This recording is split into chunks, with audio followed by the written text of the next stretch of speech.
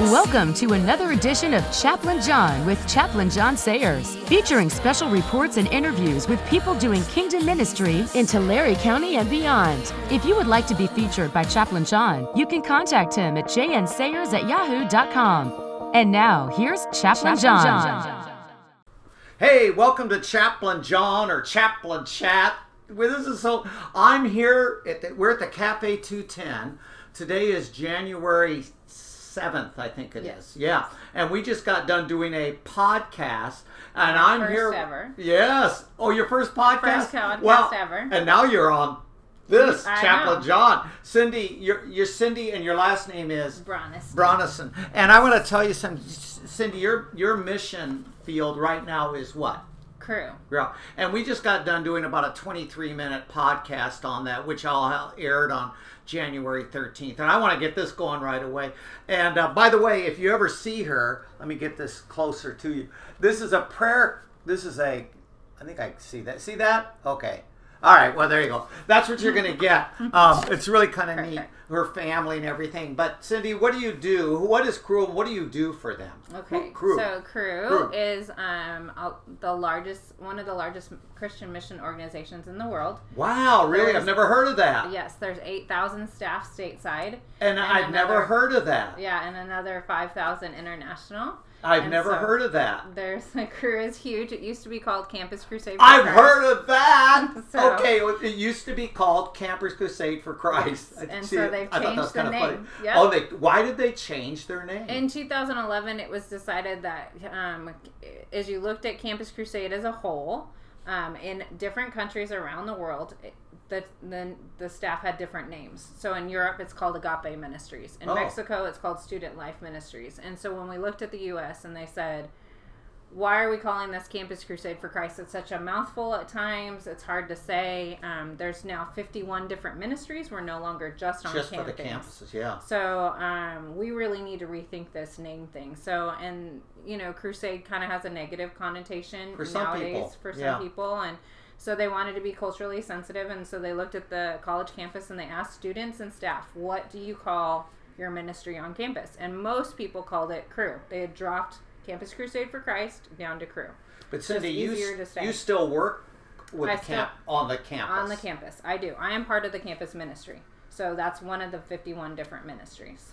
But you're part of the campus ministry, but where's your territory? My territory is California, Arizona, Hawaii, Nevada, half of Oregon and half of Washington. What do you do? And I am a ministry development coach. And so I actually am coaching all the brand new staff who've just received their training through Campus Crusade for Christ.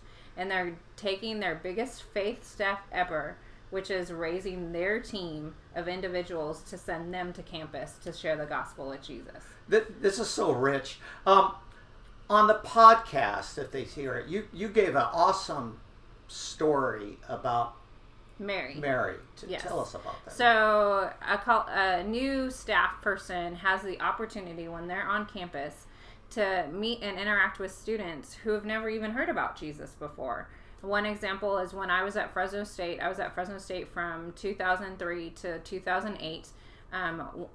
During that time, there was a student who walked up to our booth on campus and said, I want to know how to become a Christian. She had received a Bible from the Gideons on campus who pass out those Bibles. So go Gideons. That doesn't work. We use the Gideons too in the jail ministry. And a lot of people think, oh, why do they waste their money by giving out Bibles to college students? Well, here's an example. Mary had received one of those Bibles, had learned a little bit about Jesus, and wanted to become a Christian. She didn't know what that looked like, so she walked up to our booth that said CRU on it, and she said, I want to know how to have a relationship with Jesus. So somebody found me because I'm the staff girl. And I got to go sit down with her in the food court, and we walked through how to become a Christian, how to receive Christ, how to have what was her personal relationship. She was a what again? You mentioned that. Yes, and so Mary grew up in a Buddhist home. Her whole family is Buddhist, and so that was the big struggle for Mary. Is she could never ask who is Jesus or how to become a Christian or anything else in her own home, because she would be kicked out. And so that's what we wrestled through all year long, was how does she love Jesus? How does she love her family? And how does the two converge? You know, if people get a hold of you, and this is really cool, if people get a hold, there's even some videos that you can refer them to, isn't there? Yes, I have a video personally that I can share with them, and they can see just the questions about what do students think about spiritual things, if God would reveal himself to them, would they want to know him? And students' responses. So it's amazing to see some of the different responses. Some are like, no, I don't want anything to do with God because he's just a chemical thing. And other people are like, well, of course, I'd want him to be my best friend. So you just have all these different ranges of answers. Well, this is you're an awesome mission field. Now, if you guys want to see the whole podcast, which is about 24 minutes, and I'll be putting that out. But this is great. What a mission field you're on. If people want to connect with you, even before the podcast gets out, this is going to get out quicker than the podcast. But if people want to connect with you, how do they connect with you to find out about your mission field? The best way is through email. So okay, we're gonna and do I the can email. do this. I can do this. Oh, you can see my good. email. Oh, very good. Is your email on there? Yep. Oh, it is on there. Okay, but let's give it to them. So I'll give it to him anyways. It's all right. If you're writing this down, because I'm going to repeat after you again. This is it's fun doing this. Cindy, Cindy, Cindy dot Bronisty, BRONISTE